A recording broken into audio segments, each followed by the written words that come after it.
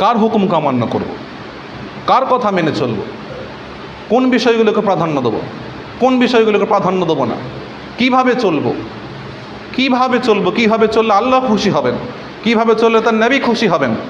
আমি দোয়া করি না আল্লাহ পাক সেই পথে চলেন যে পথে চললে আপনি আপনার হাবিব খুশি, যে পথে চললে হিদিনাস সিরাতাল মুস্তাকিম পথে চলা হবে।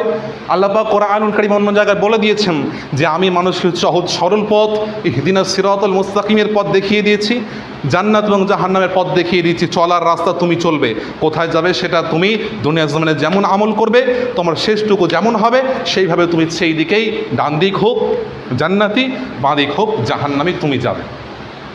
আল্লাহ পাক কখনোই চান না তার বান্দাগুলো জাহান্নামের মধ্যে যাক, আল্লাহ পাক কখনোই চান না।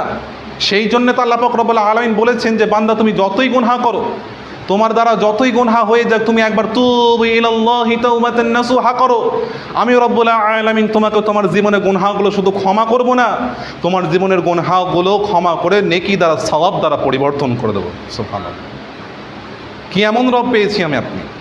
কোন রবের ইবাদত আমরা করি না? কাকে আমরা ভুলে বসে আছি? এই সেই রব, যে রব আপনি ফজরে ওঠেন না, আপনার জন্য সকালে নাস্তার ব্যবস্থা করে দেন। আপনি সকালে ফজরে নামাজ আদায় করেন না, নাপাক অবস্থায় উঠে আপনি কাজের মধ্যে চলে যান, কাজে যাওয়ার পূর্বে চা নাস্তা, রুটি লুচি পরোটা খেয়ে, তরকারি খেয়ে, আপনি মিষ্টি খেয়ে দোকানে বেরিয়ে পড়েন। এটা আপনার সেই রব, যে রব আপনার জোহরের নামাজ আদায় না করে আপনাকে দুপুরে খাবারের জন্য প্রস্তুতি করিয়ে দিচ্ছে আপনার বেপির হাতের দ্বারা। এটা সেই রব, যে রব আপনি সারাটা বেলা নাপাক থেকে যখন বিকেলবেলা সন্ধ্যাবেলা গোসল করছেন বাড়ি এসে, আপনার জন্য সন্ধ্যার নাস্তা রেডি করে রেখে দিয়েছে।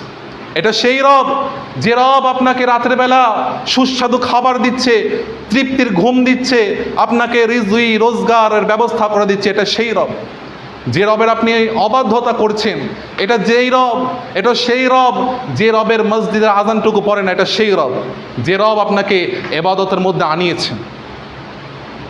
এটা সেই রব, যে রব আপনাকে মসজিদের আজান শুনিয়ে মসজিদের দিকে ধাবিত করে।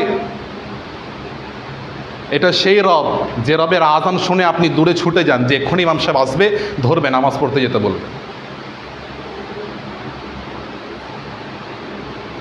তাহলে ইমামরা কি পাগল না মুয়াজ্জিন পাগল যে আল্লাহর ঘরে এসে বসে থাকে, আল্লাহর ঘরের জন্য তারা ডাকে? তারা কি পাগল না মূর্খ? তারা না, তারা চতুষ্পদ প্রাণীর মতো, নাউজুবিল্লাহ। তাদের অন্তর আছে, তারা উপলব্ধি করতে পারে, তাদের চক্ষু আছে, তারা উপলব্ধি দেখতে পারে, তাদের কর্ণ নাসিকা জিহ্বা আছে, তারা পঞ্চ ইন্দ্রিয় দিয়ে উপলব্ধি করতে পারে, উপলব্ধি করতে পারে।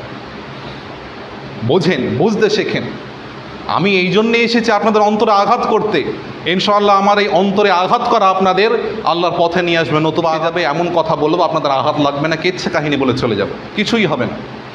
অন্তরে আঘাত লাগলে অন্তর নড়াচড়া করবে, অন্তর নড়াচড়া করবে। অন্তর আঘাত লাগলে আপনি একটু ভাববেন যে হ্যাঁ, কথাটা ঠিক। আমি কিন্তু একটা কথা বাইরে থেকে বলছি না, একটা কথা বাইরে থেকে বলছি না, কেচ্ছা কাহিনী আমি বলি না, আপনারা জানেন।